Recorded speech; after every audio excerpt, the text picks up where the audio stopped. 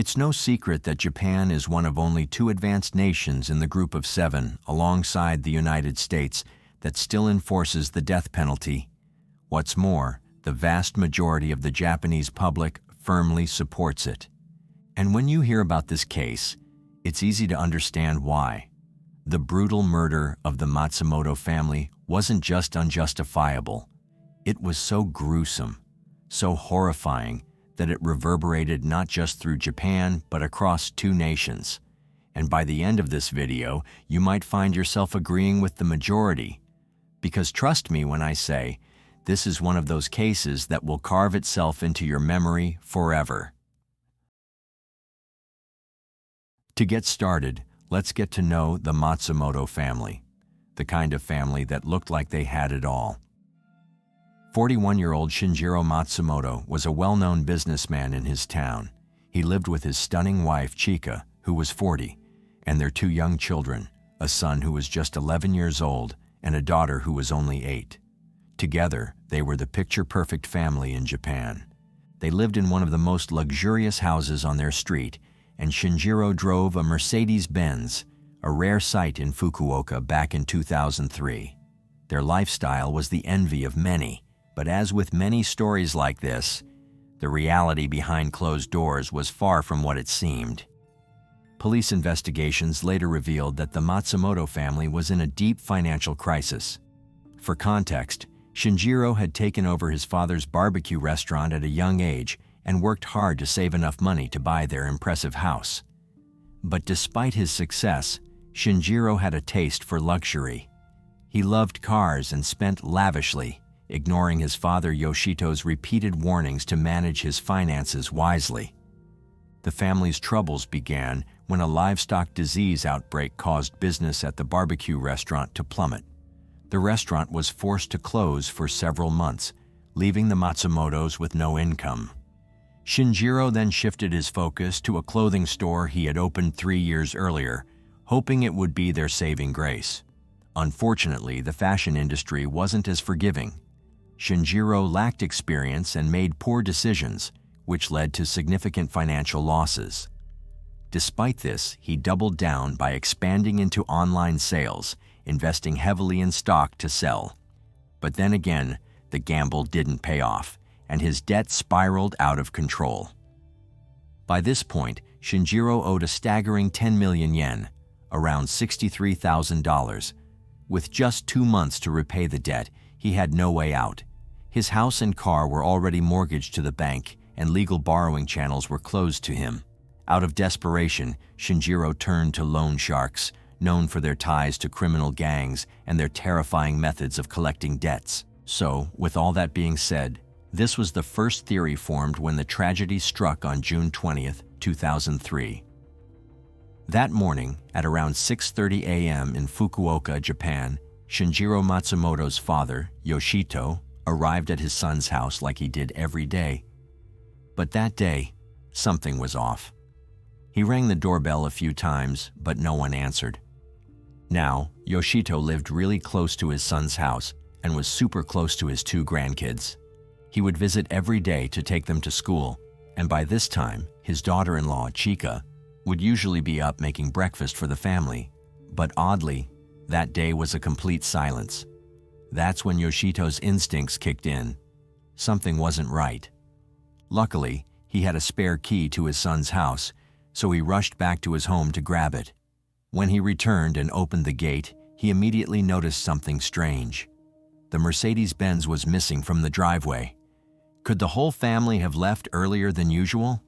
He thought to himself, but the eerie silence didn't sit well with him. Slowly, he made his way inside. As he stepped through the door, he was met with an unsettling calm. The front door was slightly ajar, but there was no one in sight. It was so quiet, it almost felt like the house was abandoned. Yoshito checked around the house, and that's when he saw it. The living room, the bathroom, and the bedrooms were all in chaos. Items were thrown around, like there had been a struggle. But the most disturbing part was the bathroom. It seemed mostly clean, but there were faint red stains. Blood stains.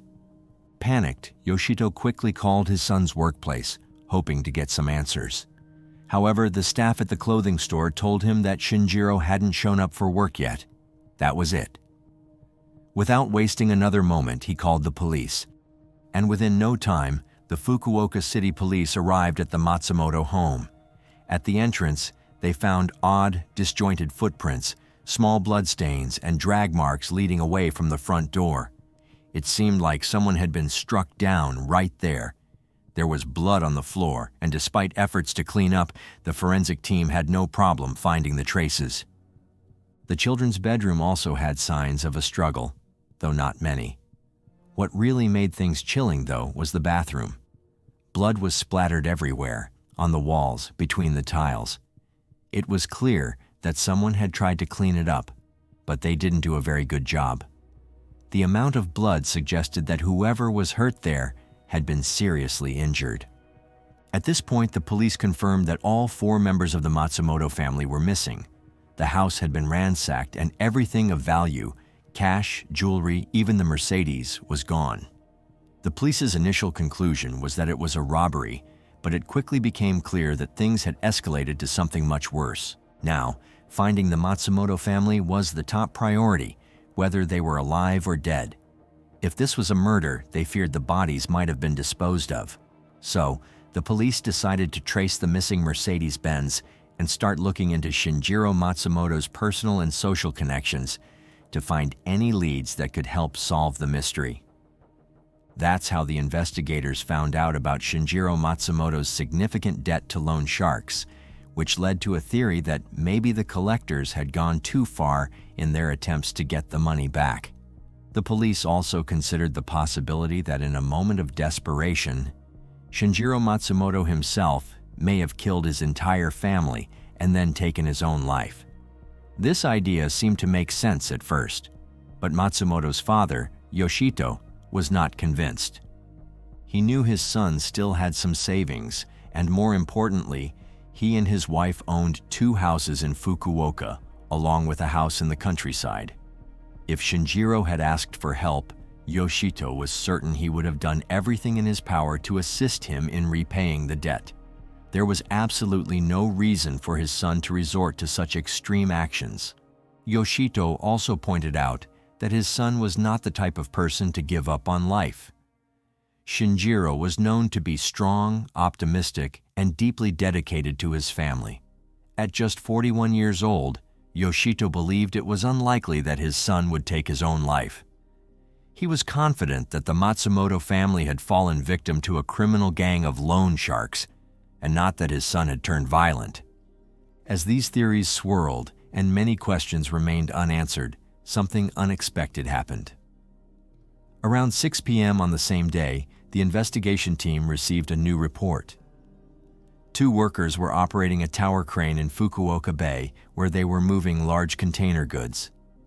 As they went about their work, they noticed something unusual floating in the water. Curiosity got the best of them, so they used binoculars to get a better look, and what they saw shocked them. There appeared to be a body in the water. Immediately they called it in, and the Fukuoka police rushed to the scene to investigate. When they arrived and began their search, the discovery was even more horrifying than anyone had imagined. It wasn't just one body floating in the water, but 4. The authorities quickly began the identification process and soon confirmed the worst. The bodies belonged to the 4 members of the Matsumoto family. The scene was utterly heartbreaking. Among the victims was Matsumoto's youngest daughter, only 8 years old. Tragically, she had been strangled to death. Her face had a large, dark purple bruise, which suggested she had been struck with incredible force. The police believed that the person responsible for the violence must have been very strong. The bruise was so severe that they felt even an adult man would likely have been knocked unconscious by such a brutal blow. The 11-year-old son of the Matsumoto family also tragically died from asphyxiation.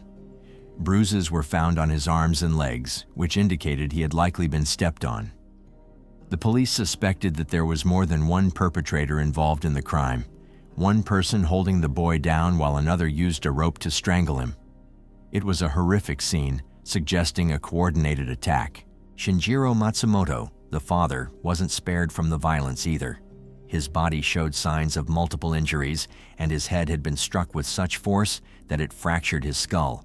However, despite these severe wounds, the blow to his head wasn't the direct cause of his death. According to the forensic report, Matsumoto had been beaten severely, with numerous fractures to his bones and significant internal bleeding. The medical examiners concluded that while he had been beaten, the cause of death was actually drowning. Matsumoto was still alive when he was bound and thrown into the sea, unable to escape the harsh fate that awaited him. Now, the deaths of Matsumoto and his children were tragic beyond words, but it was the discovery of the mother's body that left everyone in shock. 40-year-old Chika Matsumoto's body was found naked, covered in dark bruises, and there's no doubt that she had been assaulted before her life was brutally taken. Chika, once a beautiful and fit woman, was now unrecognizable. Her head had been struck with a blunt object, and the damage to her genital area was severe. What made the scene even more horrifying was the fact that large portions of her flesh, at least 30 patches, had been removed. Forensic experts confirmed that this had occurred while Chika was still alive. The thought of the pain she must have endured before her death was almost too much to comprehend. Experts even compared the killer's method of torture to the ancient Chinese practice of lingqi, or death by 1,000 cuts, which involved slow and agonizing torture. Chika's cause of death was also determined to be drowning, but it was unlikely she had drowned in seawater. Forensic analysis suggested that she might have been submerged in a bathtub before being thrown into the water. The brutality of the crime left everyone involved in the investigation stunned and outraged.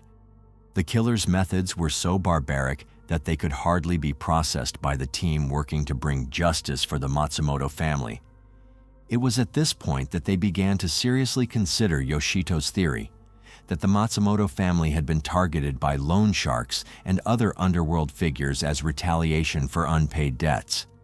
However, as they dug deeper, they realized there were a few holes in this theory that didn't quite add up. First off, the underworld typically values money above all else. They don't kill a debtor until they've collected the debt. Matsumoto owed a sum of 10 million yen, which was a large amount, but certainly not impossible to repay. If he couldn't manage it, his father, Yoshito, had enough savings to help. In fact, Yoshito would have done everything in his power to help his son pay back the debt. If the underworld was involved, it didn't make sense to them that the entire family would be killed. Typically, they would target the person who owed the money, not their children or wife. This raised suspicions that something else might be at play. Another issue was with the codes of the Japanese underworld. These codes were strict and usually prohibited the killing of a debtor's family. Matsumoto had borrowed from a group with traditional values, where punishments for unpaid debts usually included extreme measures like limb amputation, but never murder. There had never been a case of an entire family being killed over a debt before. This made the investigators question whether the underworld was truly involved. What's even more convincing was the fact that the loan sharks even took the unusual step of approaching the police, repeatedly insisting that they had no involvement in the crime. Their reasoning was that killing the entire Matsumoto family would leave no one left to pay the 10 million yen. From a financial standpoint, this argument made sense. The police started to see that there might be a different motive behind the killings. And as the investigation team discussed the case, they started to find some critical clues that pushed the theory in a new direction. The police discovered that all the victims, the Matsumoto family, had been handcuffed and weighed down with objects. This was a method used to make sure the bodies would sink when thrown into the sea. But there was a mistake in the binding technique. Some of the weights came loose, causing the bodies to resurface. That small error provided the investigators with a valuable lead. Upon further examination, the police realized that the handcuffs and weights were actually sex toys, which was a shocking twist. Fukuoka wasn't a large city, and there weren't many shops that sold such items. This made it easier for the police to track down where they came from. But that was only the beginning.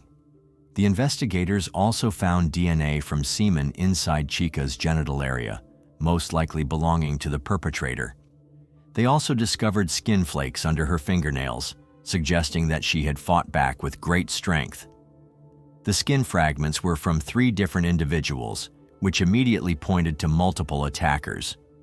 Then came another key discovery: several fingerprints that didn't belong to anyone in the Matsumoto family. The police found 7 or 8 different fingerprints throughout the house, and after ruling out friends, colleagues, and family members, they realized that 3 of the prints didn't match anyone they knew. These prints were scattered around the house, suggesting that they belonged to the killers. The police quickly traced the sale of the handcuffs and weights to a small shop just over a kilometer from Matsumoto's house. The shop owner, Mr. A, remembered a customer who had purchased these items the day before. He recalled that the man seemed young, around 20 years old, and appeared to be a foreigner. This was unusual because people who typically buy these items are usually middle-aged men buying them for their wives. The man's Japanese wasn't very fluent, with many mispronunciations, leading Mr. A to believe that the customer could have been Korean or Chinese. However, despite the unusual nature of the purchase, Mr. A described the man as gentle and not someone who looked like a killer. By the way, I post true crime and new cases here every day, so if that sounds like your kind of thing, please consider subscribing. It helps a lot. Now, thanks to the small shop's surveillance cameras, the police were able to obtain footage of the suspect. This footage was quickly broadcast on television, hoping that the public might recognize the man and provide further leads. Shortly after the information spread, the Fukuoka police received an unexpected call. A student contacted them and revealed that he recognized the suspect. According to the caller, the suspect's name was Wang Liang, a student at a renowned language school for international students in Fukuoka. What stood out to the police was that Wang's Japanese was poor, which instantly reminded them of something the shop owner, Mr. A, had mentioned. Mr. A had stated that the person who bought the handcuffs and weights spoke very little Japanese and was likely a foreigner. This connection seemed too coincidental to ignore, and it made Wang Liang a prime suspect in the eyes of the police. They immediately began investigating his background, and guess what? They discovered that Wang Liang was only 19 years old and originally came from Changchun, Jilin Province, China. His family was relatively well off and worked in construction, having spent hundreds of thousands of yuan, around $26,000, sending their son to study in Japan. However, things didn't go well for Wang Liang once he arrived in Japan. His academic performance at the language school was poor, and he was often absent from class. Back in China, he had already been known as a delinquent, associating with bad company. Without his family's supervision in Japan, his behavior became even worse. He began to stand out among the Chinese students, but not for the right reasons. He had multiple altercations with his classmates, resulting in warnings from the school and even threats of expulsion. By May of 2003, Wang Liang got into another fight, which led to his expulsion from the language school. This expulsion also meant that his international student visa was invalidated, and according to Japanese law, he could no longer remain in Japan under the student visa.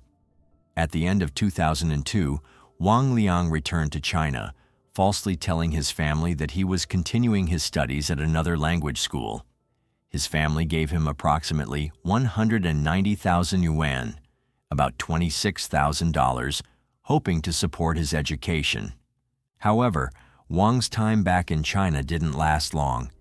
He returned to Japan on June 10th of 2003, but without any intention of enrolling in a school or following through with a plan for his future. Instead of staying in the school dormitory, he moved into an apartment with his roommate, Yang Ning, fearing that staying on campus would draw attention and expose his lack of enrollment. Once the police had gathered all this information, they decided to send a team to Yang Ning's apartment to investigate further. But when they arrived, they found that both Wang Liang and Yang Ning had recently moved out. Suspecting that something wasn't right, the police quickly checked the immigration records. Their findings were chilling. Just 2 days after the tragic incident on June 20th, Wang Liang and Yang Ning had boarded a flight back to China, which only raised more suspicions and confirmed their worst fears. It appeared that the suspect was trying to flee the country after committing the heinous crime. Because why would Yang Ning leave everything behind, especially when he hadn't been expelled from the language school like his friend?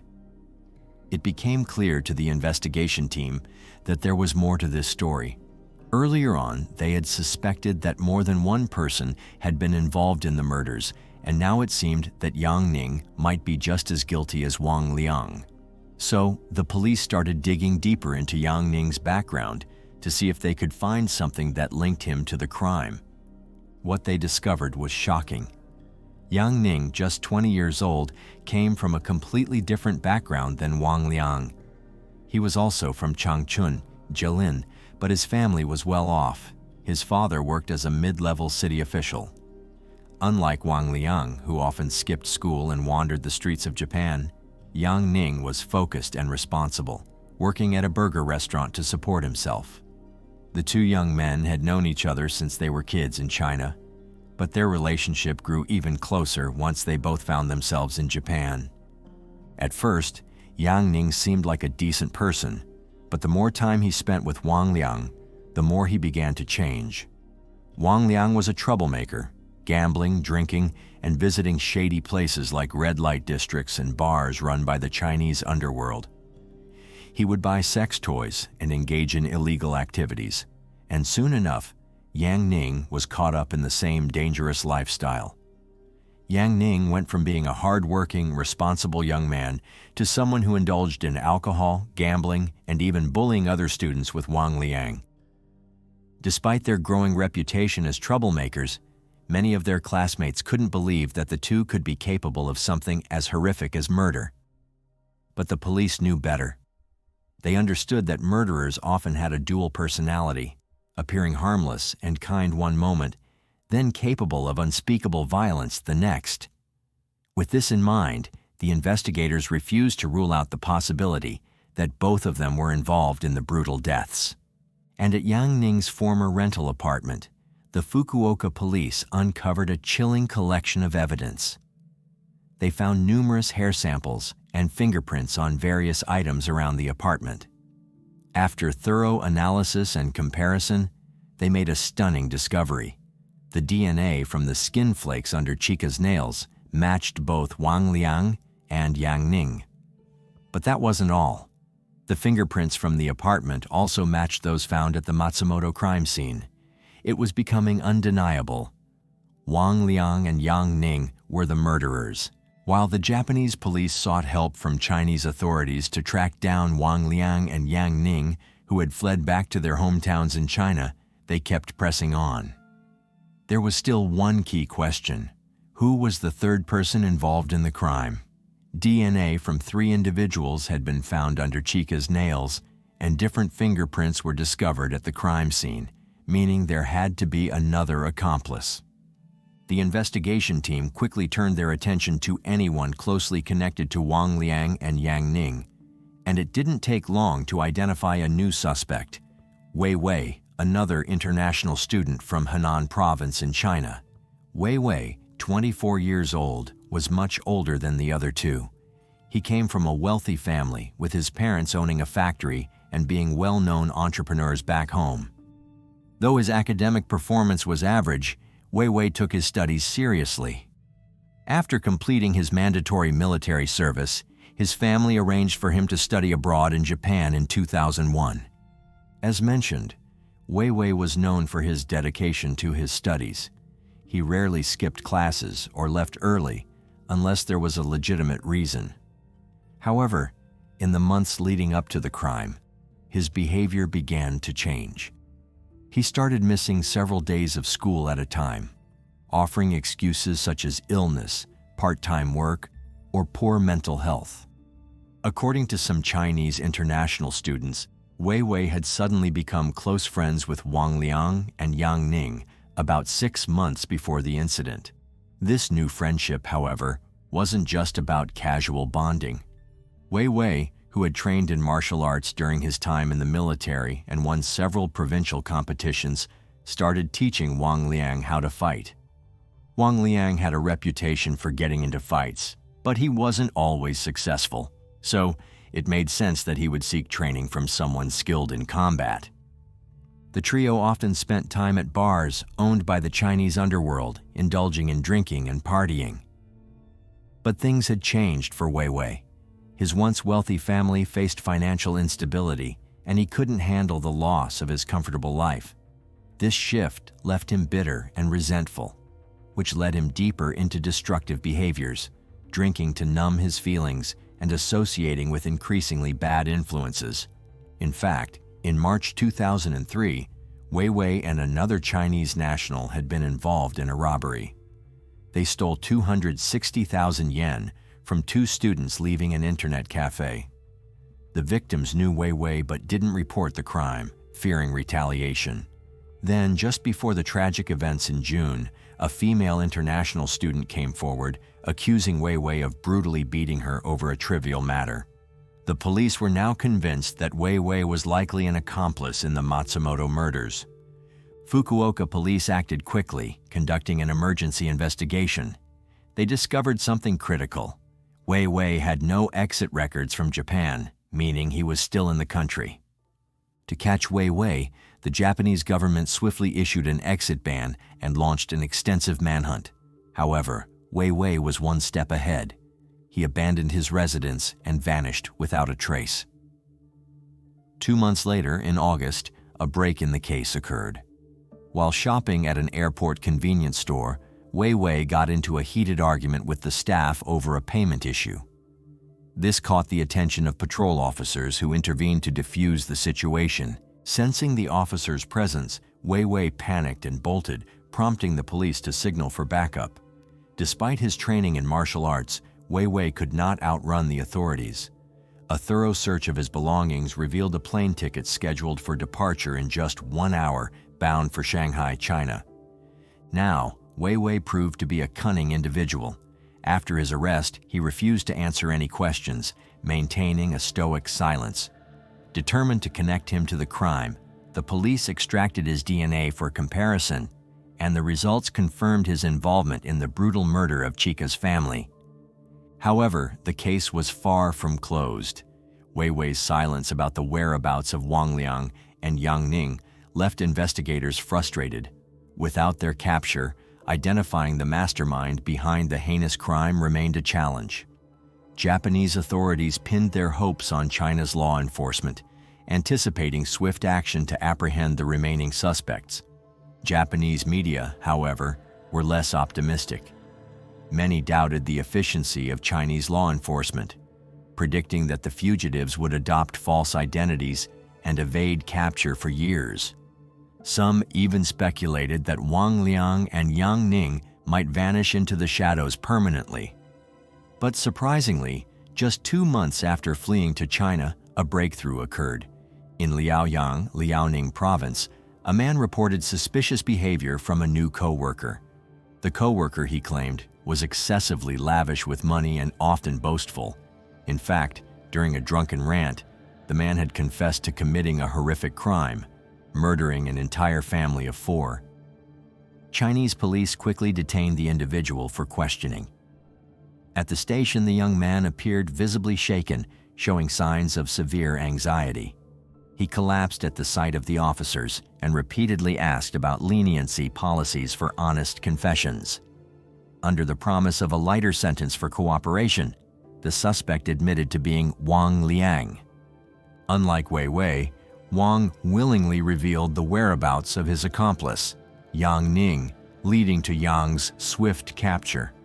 With both accomplices in custody, Wei Wei finally began to confess to his crimes. Wei Wei started his story by explaining how he met Wang and Yang while trying to make a living in a foreign country.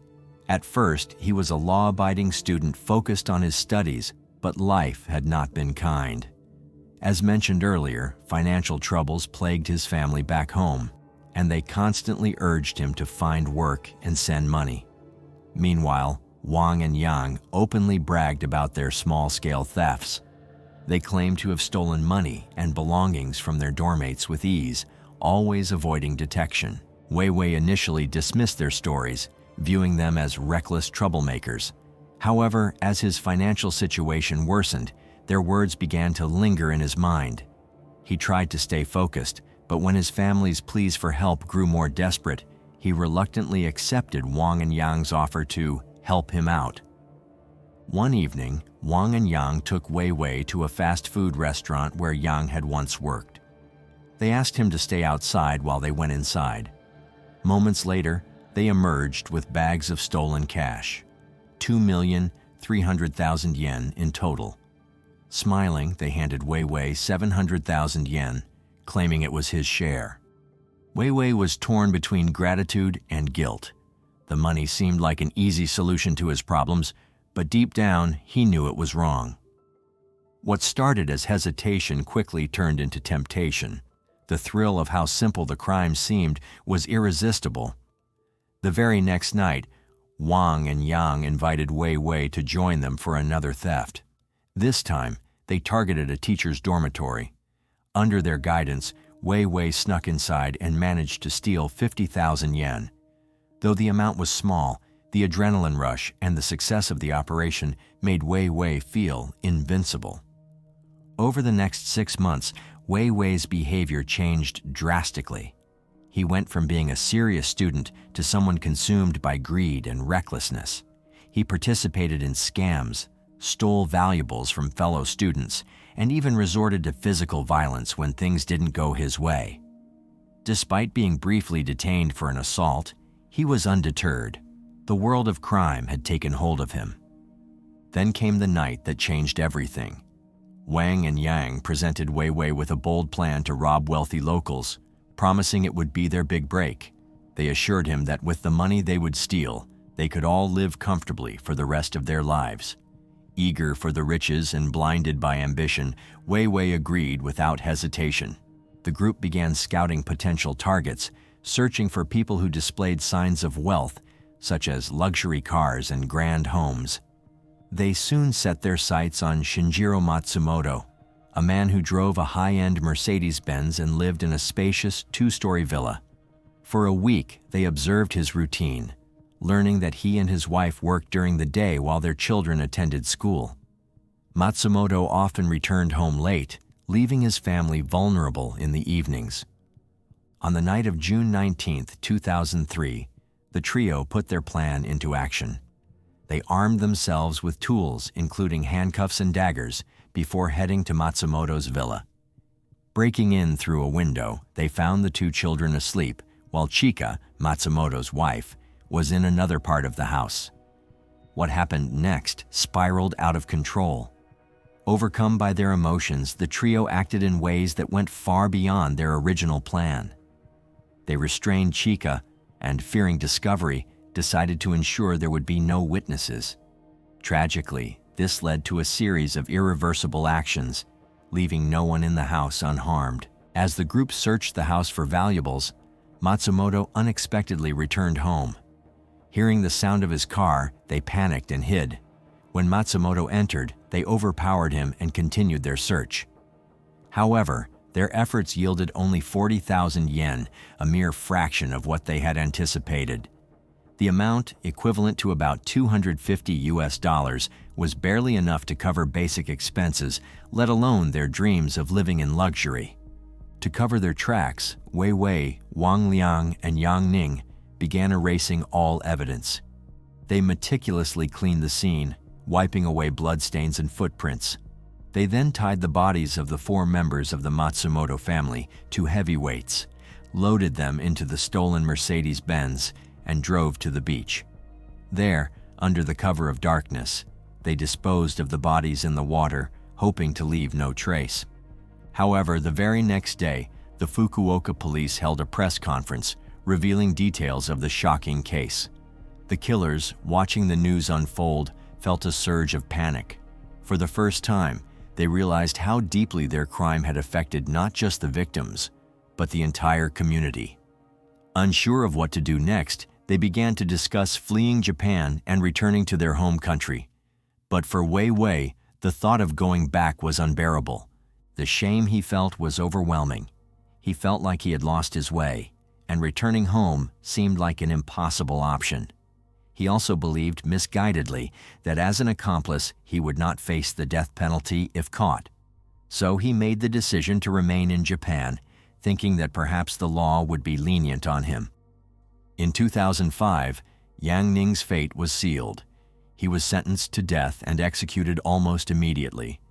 Wang Liang, on the other hand, received a life sentence for his cooperation in helping the police capture Yang Ning. But Wei Wei's story was far from over. During his trial, he claimed that he was merely helping his friends and had no intention of committing murder or robbery. He argued that he was swept up in the moment, following his friends without thinking of the consequences. His defense was unsuccessful, and he was sentenced to death as well. Despite his appeals, which he filed twice, the court rejected them, stating that his crimes were just as severe as those of the mastermind behind the killings. The brutal nature of the crimes had left no room for leniency. However, in Japan, death sentences don't lead to immediate executions. They require the justice minister's signature, and with only 1 or 2 orders signed each year, those on death row often have to wait years for their turn. Wei Wei was no exception. Over 20 people were ahead of him in line for execution. For 16 long years, he sat in Fukuoka prison, haunted by his past and forced to reflect on his decisions. During this time, his mother and sister visited him regularly, but his father never came. Wei Wei assumed his father was angry with him for the shame he had brought upon their family. The truth, however, was that his father had fallen seriously ill and could no longer travel to see him. As the years passed, Wei Wei began to change. The anger and defiance he had once felt slowly gave way to remorse. He came to understand the full extent of his actions and how they had destroyed not only his own life, but the lives of the Matsumoto family and countless others. In a moment of clarity, Wei Wei stated that if his death could bring any comfort to the victims' families, he was willing to accept it. He had lived with the weight of his actions for so long that, in the end, he felt no escape from the consequences. During his long wait for execution, Wei Wei often reflected on his life, his choices, and the path that had led him to this point. What haunted him most was the thought that if he could turn back time, he would have made different choices. He regretted not working harder to understand Japanese and connect with others, a skill that might have allowed him to return home with pride instead of facing death. And in 2019, Wei Wei was finally sentenced to death. While this may have brought some sense of justice, it's impossible to ignore the lingering pain of the surviving family members. Their loss is something that will never fade, a scar that will remain for the rest of their lives. Just like many others, this case has stayed with me, haunting my thoughts for weeks. The brutality, the senseless violence, it's hard to wrap my head around it. What do you think about this case? Do you believe the death penalty was the right sentence? Should Wang Liang have also received the death penalty instead of a life sentence? I'd love to hear your thoughts. Comment down below and let's discuss. If you like the way we create these videos and you want to help bring more cases like this to light, hit that like button and subscribe for more deep dives. Thank you once again for watching.